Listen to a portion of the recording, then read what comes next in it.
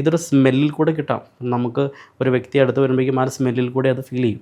അത് സമയമെടുത്ത് ചെയ്യേണ്ട ഒരു പ്രോസസ്സാണ്.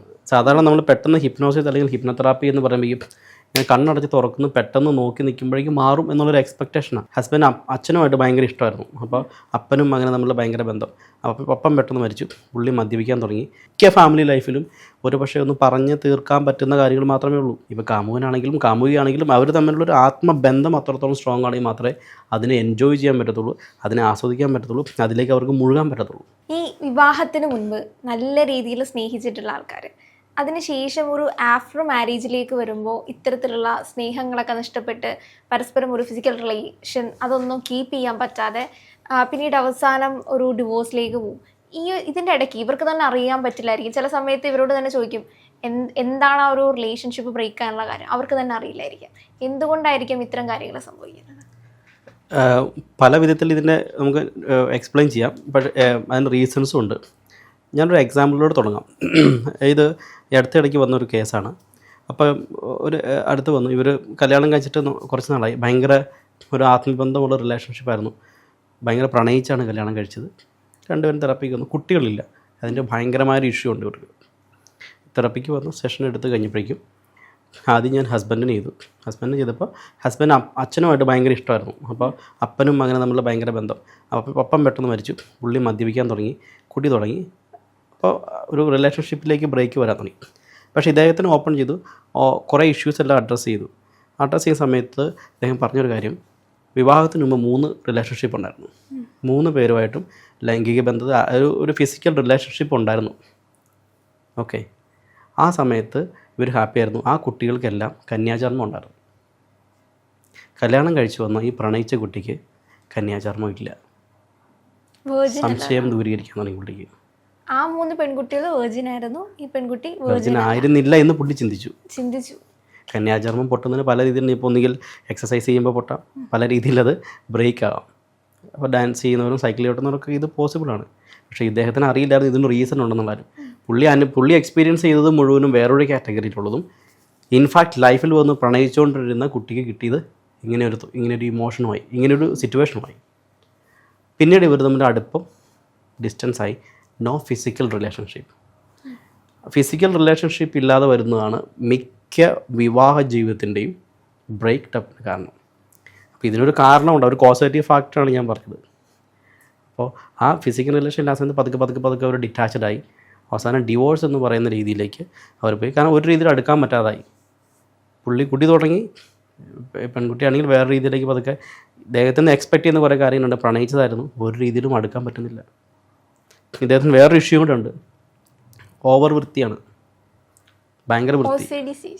OCD അല്ല, ഓവർ വൃത്തിയായിട്ട് ഭയങ്കര വൃത്തി. പെട്ടെന്ന് കൈ കഴുകണം. പക്ഷെ വീട്ടിൽ കയറും ഭയങ്കര നീറ്റ് ആൻഡ് ക്ലീൻ, എപ്പോഴും ഭയങ്കര അച്ചടക്കം. പക്ഷെ പെൺകുട്ടിയാണ് കുറച്ച് കാഷ്വലായിട്ട് നടക്കുന്നത്. സാധാരണ നമ്മുടെ വീട്ടിലേക്ക് ചെല്ലുമ്പോഴേക്കും ചെറിയ പൊടിയൊക്കെ കിടന്നു കഴിഞ്ഞാൽ ഓക്കെ, നമ്മളത് അഡ്ജസ്റ്റ് ചെയ്ത് പോകുമല്ലോ. ഇതൊന്നും പാടില്ല. അപ്പം അദ്ദേഹം വളർന്നു വന്ന പേരൻറ്റിങ്ങിൻ്റെ ഒരു പ്രശ്നം കൂടെ ഉണ്ട്. അപ്പോൾ ഇതൊക്കെ ഈ ഫാമിലി ലൈഫിൽ അവർ റിഫ്ലക്റ്റ് ചെയ്തെന്നുള്ളതാണ്. അപ്പോൾ ഫിസിക്കൽ കോൺടാക്റ്റിന് വരുമ്പോഴേക്കും അങ്ങനെ ഓവർ വൃത്തിയുള്ള ആളുകൾക്ക് ഭയങ്കര ബുദ്ധിമുട്ട് വരാം. അപ്പോൾ ഇതൊക്കെയാണ് അൾട്ടിമേറ്റ്ലി അവരുടെ ലൈഫിലേക്ക് വന്നു കഴിഞ്ഞപ്പോൾ അവരത് ആ റിലേഷൻഷിപ്പ് വേണ്ട എന്ന് വെച്ച് പോയതിൻ്റെ കാരണം അതായിരുന്നു. പക്ഷേ അത് തിരിച്ച് ഞാൻ കൊണ്ടുവന്നു, തെറാപ്പി ചെയ്ത് കഴിഞ്ഞപ്പോഴേക്കും തിരിച്ച് കൊണ്ടുവന്നു. തിരിച്ചു കൊണ്ടുവരുമ്പോൾ ഈ ഒരു സ്റ്റേജസ് ഒക്കെ അവർക്ക് ഓവർകം ചെയ്യാൻ പറ്റുമോ? അത് സമയമെടുത്ത് ചെയ്യേണ്ട ഒരു പ്രോസസ്സാണ്. സാധാരണ നമ്മൾ പെട്ടെന്ന് ഹിപ്നോസിസ് അല്ലെങ്കിൽ ഹിപ്നോതെറാപ്പി എന്ന് പറയുമ്പോഴേക്കും ഞാൻ കണ്ണടച്ച് തുറക്കുന്നു, പെട്ടെന്ന് നോക്കി നിൽക്കുമ്പോഴേക്കും മാറും എന്നുള്ളൊരു എക്സ്പെക്റ്റേഷനാണ്. അതൊരിക്കലും പോസിബിൾ അല്ല. അത് സമയമെടുത്തേ ഗ്രാജുവലി പ്രോഗ്രസ് ആവുള്ളൂ.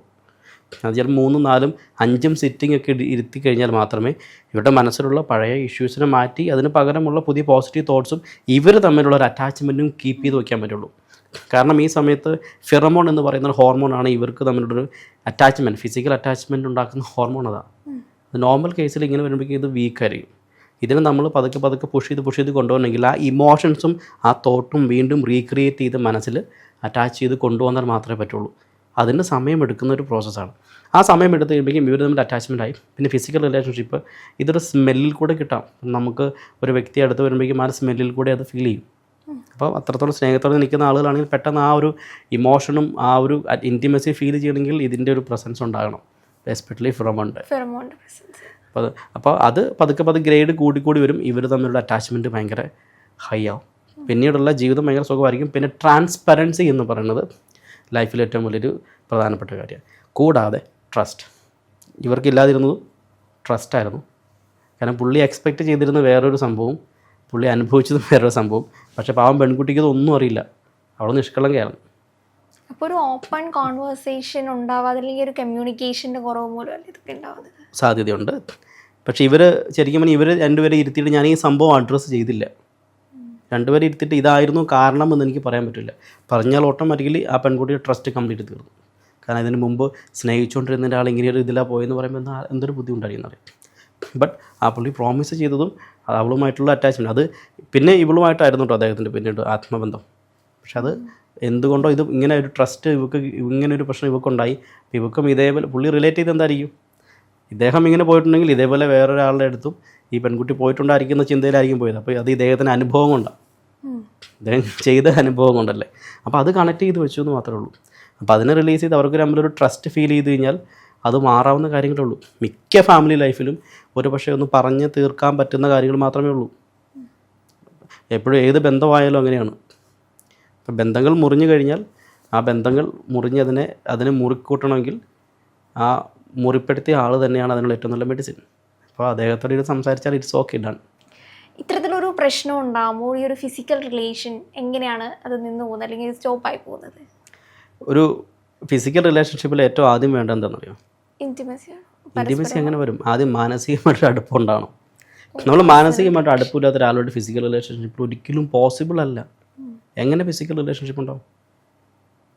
അവർ തമ്മിലൊരു മനപ്പൊരുത്തം, ഒരു രണ്ടുപേരും നമ്മളൊരു കെമിസ്ട്രി വർക്കൗട്ട് ആണെന്നൊക്കെ പറയാറില്ലേ. ഇതേപോലെ ഒരു ബന്ധത്തിൽ ഏർപ്പെടുമ്പോൾ ഹസ്ബൻഡാണെങ്കിലും ഭാര്യയാണെങ്കിലും ഇപ്പോൾ കാമുകനാണെങ്കിലും കാമുകിയാണെങ്കിലും അവർ തമ്മിലുള്ളൊരു ആത്മബന്ധം അത്രത്തോളം സ്ട്രോങ് ആണെങ്കിൽ മാത്രമേ അതിനെ എൻജോയ് ചെയ്യാൻ പറ്റത്തുള്ളൂ, അതിനെ ആസ്വദിക്കാൻ പറ്റത്തുള്ളൂ, അതിലേക്ക് അവർക്ക് മുഴുകാൻ പറ്റത്തുള്ളൂ. ഇല്ലെങ്കിൽ കുറച്ചുകൂടി ഒരു വിരസതയായിരിക്കും. പ്രത്യേകിച്ച് ആണുങ്ങൾക്കാണെങ്കിൽ ഒരു വിരസതയായിരിക്കും.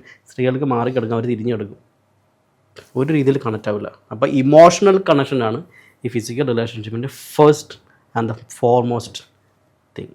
ഏറ്റവും നീഡറായിട്ടുള്ള സംഭവമാണ് ഇമോഷണൽ കണക്ഷൻ. ഇമോഷണലി അവർ എപ്പോൾ ഡിസ്കണക്റ്റഡ് ആകുന്നോ അത് പിന്നെ നടക്കില്ല. ഇമോഷണൽ കണക്ഷൻ അവിടെ ആദ്യമേ ബ്രേക്ക് ചെയ്യപ്പെടും. ഇങ്ങനെയുള്ള ഇഷ്യൂ വരുമ്പോൾ സ്വാഭാവിക ഇമോഷണൽ കണക്ഷൻ ബ്രേക്ക് ആയി. കാരണം ട്രസ്റ്റ് പോയി. ട്രസ്റ്റ് ഇല്ലെങ്കിൽ ഒരിക്കലും നടക്കത്തില്ല. നമ്മൾ വിശ്വസിക്കുന്ന ഒരാൾ നമ്മളെ പറ്റിച്ചു അല്ലെങ്കിൽ ചതിച്ചു എന്ന് മനസ്സുകൊണ്ട് വിചാരിച്ചു കഴിഞ്ഞാൽ ഒരുപക്ഷെ തെറ്റായിരിക്കാം, തെറ്റിദ്ധാരണകളായിരിക്കാം, എന്ത് സംഭവിക്കും? No connection at all.